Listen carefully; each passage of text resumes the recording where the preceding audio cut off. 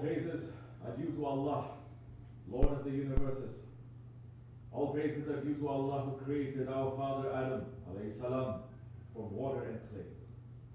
All praises are due to Allah who has created mankind in ahsani taqweem, in the most perfect form.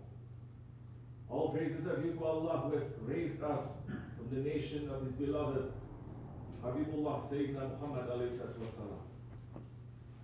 And may all peace and blessings be upon the Sultan of creation, the Prophet of mercy, the guide to goodness, the intercessor for the sinners, the master of the first and the last, Sayyidina Muhammad alayhi salam, and upon his noble family and blessed companions, especially upon the four Khulafa Rashidin, Hazrat Abu Bakr Siddiq, Hazrat Umar Faruq, Hazrat OSMANLI, Hazrat Ali al-Murtaza, and all those who follow them until the last day.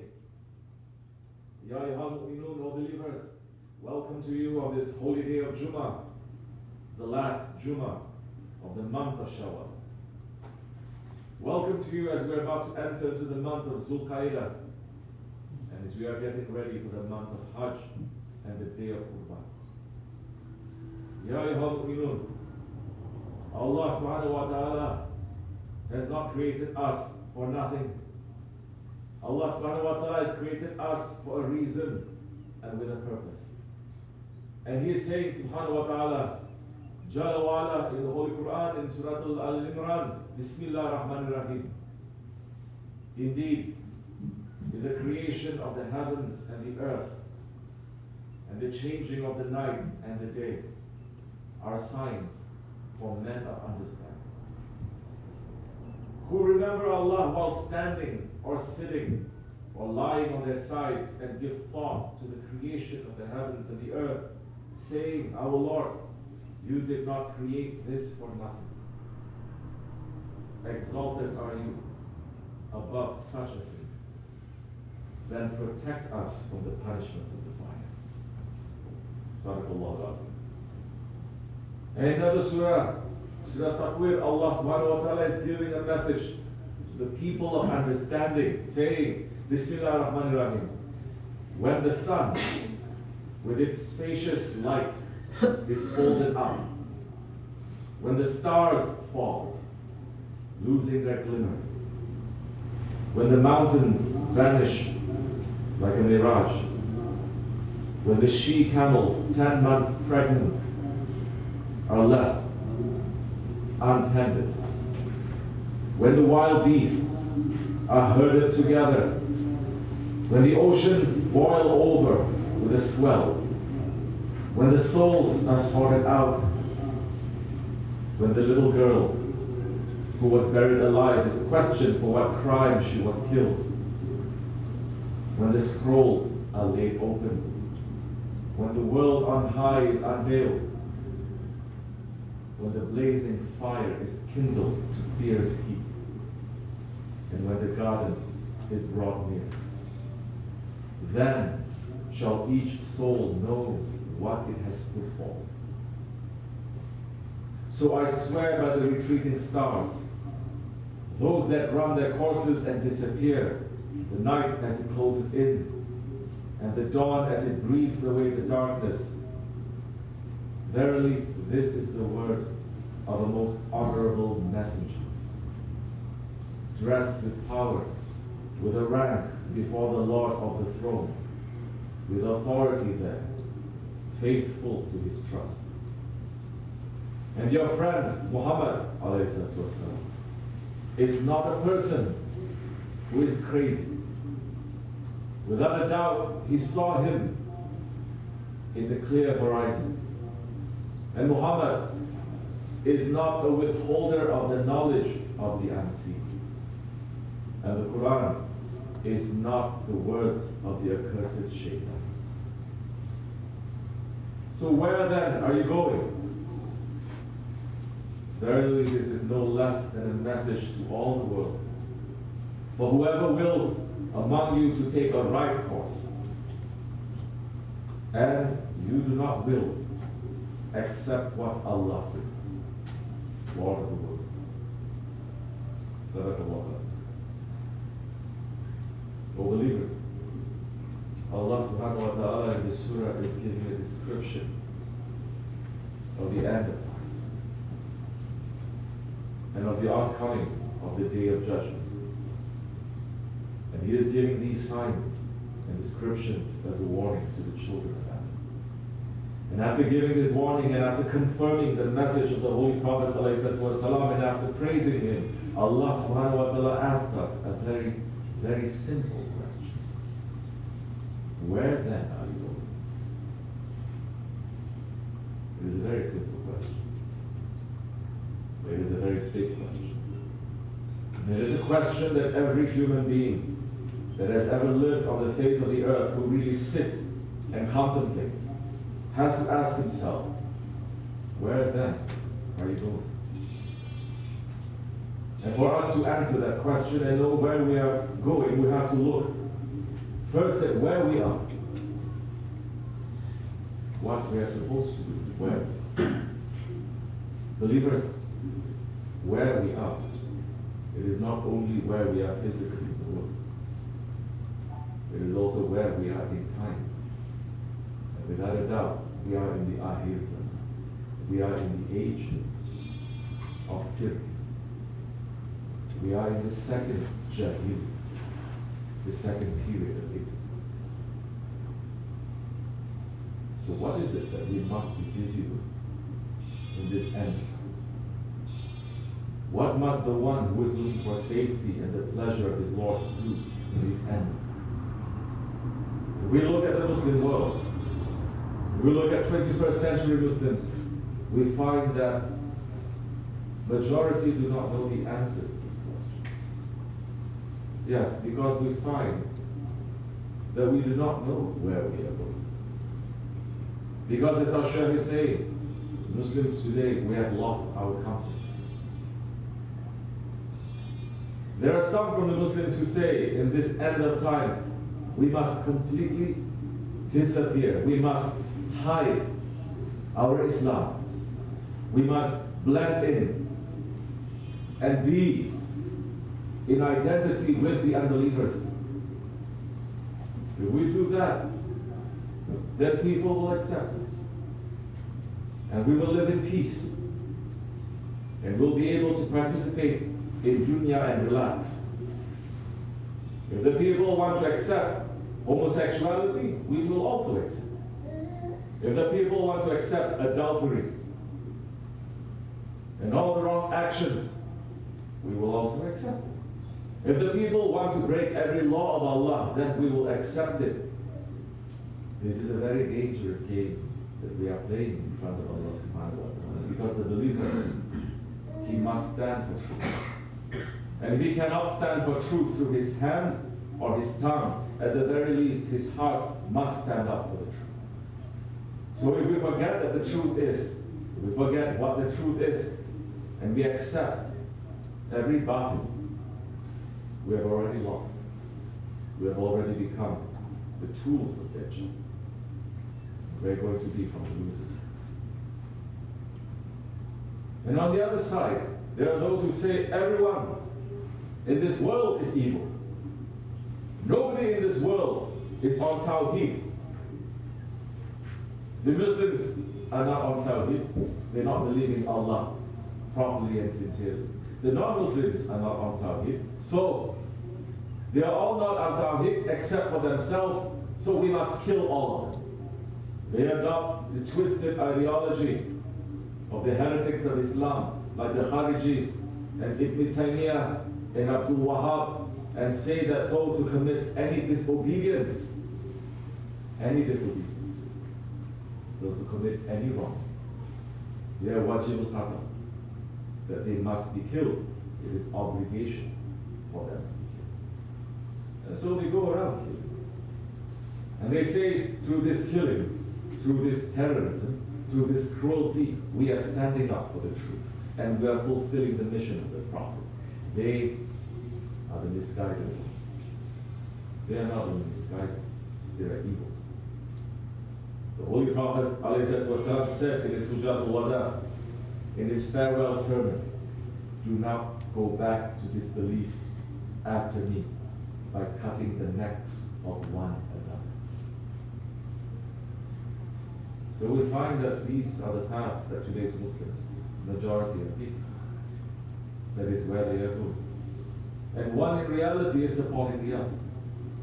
Without one, the other is not going to survive. And the direction that they are heading, it is not the direction that is given to us by the Holy Prophet. What is the order of the Prophet? Or the end of times? Our Shaykh, SahibulSaif, Shaykh Abdulkerim, Kibrisi, is telling us, saying, this world is reaching to the end, and we are the nation that's reaching completely to the end of the time of this world. Alhamdulillah. Holy Prophet ﷺ is saying, Islam began very strange and is going to end strange. And he says that his blessings and his rahmat, mercy to those ones that are reaching to Akhir Zaman. And they are going to be strange among the people. He says, keep that way, don't drop it. If you do, you will drop your faith. The world population of Islam is reaching up to 2 billion. But the ones that are walking, trying to walk the footsteps of the Holy Prophet, not only the Prophet, but the Sahabi-Kiram, the companions of the Prophet, the most important. Everyone is claiming, saying, we're following the Prophet. How are you following the Prophet, if you are not following the footsteps of the companions of the Prophet? The companions of the Prophet were the ones who were following the Prophet. Our Shaykh's words, like the Prophet's words, are clear and they are precise. What is he teaching us? He's teaching us that in this Akhir Zaman, in this second Jahiliyyah, for us to live properly, we must look at the way that the Holy Prophet and his Sahaba Kiram lived in the first Jahiliyyah, in the first age of ignorance. What were the companions busy with? They were busy with changing their egos and falling into complete submission and obedience to the Prophet. They were busy with what the Prophet was busy with. And what was the Fakhri Kainat, Muhammad Mustafa busy with? Was he busy with teaching classroom knowledge? Was he busy with trying to fit into society? Was he busy with pleasing the unbelievers around him? The Holy Prophet ﷺ is saying, Adabbani Rabbi, my Lord gave me good manners. He was teaching the good manners that were given to him by Allah subhanahu wa ta'ala to the Sahabi Kiram. And through that adab, they changed the whole world. So many people are looking down on adab today. They are saying, this is very simple, basic knowledge, too low level. We want to be busy with hakikat and ma'rifat and azamat. They are saying adab is low. All the hakikat and ma'rifat and azamat, all the knowledges from the beginning to the end, it is all contained in adab. It is all contained in adab. Adab makes a man to know who his Lord is. Adab makes a man to know who his prophet is. Adab makes a man to know where he is going, and that adab is a light, and that light, it will take the whole world out of darkness. In this Akhir Zaman, it is not the time of physically fighting and going to war. We are not going to war. Allah subhanahu wa ta'ala has given this time to the Titans. Just as the Holy Prophet ﷺ and his Sahabi Kiram did not go to war in the first Jahiliyyah. They did not go to war until they made hijrah. This is the time to go to war with our egos and with Sheykh, with our desires and with this duty. Yet we see no one is going to war with us. Their ego and this dunya, their desires, and definitely shaitan are their best friends. They are our enemies. It is the time to fight against the ego. To fight that greater jihad. And that fighting of the ego, it makes the human to be dressed with adab and to become a true servant of his Lord.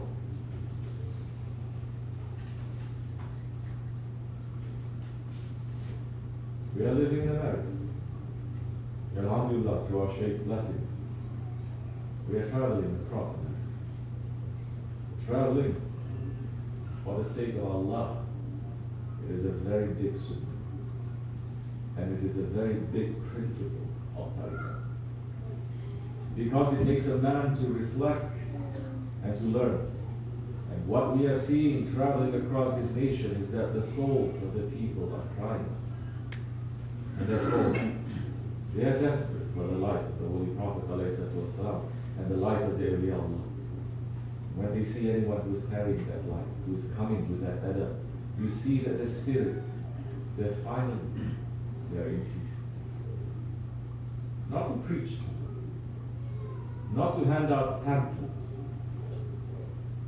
not to give lectures, definitely not to have conferences, but to have that adab, to be carrying that light. That is enough to pull people's hearts out of the darkness, to spread that word. It is a very big work of the Ahizah. And it is the work of our Shaykh. It is the work that is given to our Shaykh by our grand Shaykh, Sultan al-Ulama. Shaykh Maulana Muhammad Nazim al-Hakkani said to our Shaykh, SahibulSaif, the service that you do is beautiful. With the blessings of your holy ancestors, continue that service. Bringing a person to Islam, Iman, Tariqat, is more valuable and rewarding than acquiring all of America in your hands. Continue. Do not look at what people say. May you have no business with gossip. You are with permission. Look at your job. If someone interferes, then I will interfere. I have given you the permission. Gather as much as you can gather. In other words, Sultan al-Awliya speaks the truth. So what is the work of SahibulSaif? That is the work of SahibulSaif. For us, we read. Where then are we going? Are we being part of that work? Are we letting our ego to overtake us? Or are we being lazy, saying somebody else can do it? Or are we being lazy, saying I'm just going to be busy with myself, making zikr, my family, and not try to reach out? I have to take care of my family, my house, my bank account. I have to live my personal, selfish life. That is not the way of our Shaykh.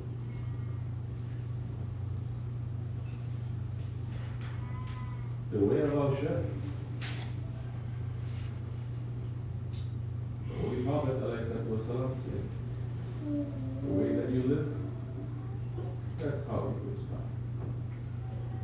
The way that you die, that's how you will be raised. Our Shaykh passed from this world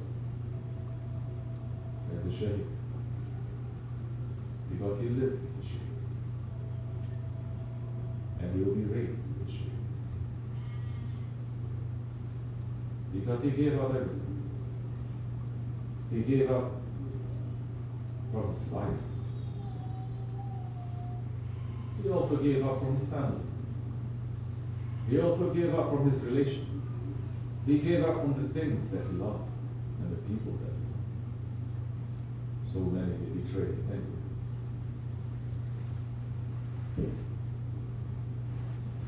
His life and his passing is only to witness Allah subhanahu wa ta'ala. Because only with a sacrifice can you become nothing. He is our God. He is his God. He gave up everything to show people the way to Allah and his Prophet. And we know that nothing made our Shaykh happier than pulling people out of their problems and bringing them into the Sirat al-Mustaqim. Yes, he pulled us all out of that darkness. He has been veiled from this world, and he has left us to that mission. So where then are we going? Are we pulling people out from the darkness? Or are we still in darkness and pulling people into our darkness? Never forget his wasiyat.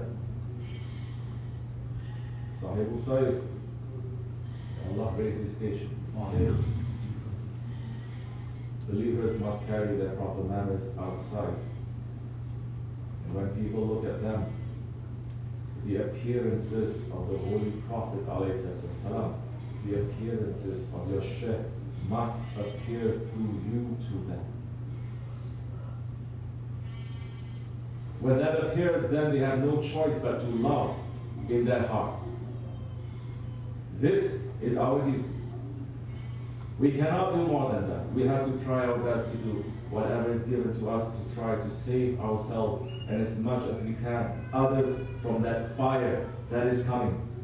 There is a big fire coming now, but we cannot say, big fire is coming and we saved ourselves. Now, run away. If we are in safety, then we are going to be in safety everywhere. We are going to be safe, even inside the fire. Don't worry. If you're working for Allah, then you're going to be in safety everywhere. There is no worry for that one then. So inshallah, we must try to spread this everywhere we can. If we do that, then we're becoming beloved to Allah, beloved to the Holy Prophet ﷺ, beloved to the awliya Allah. If we love Allah and His Prophet, then does Allah and His Prophet love us back? This is what we have to do.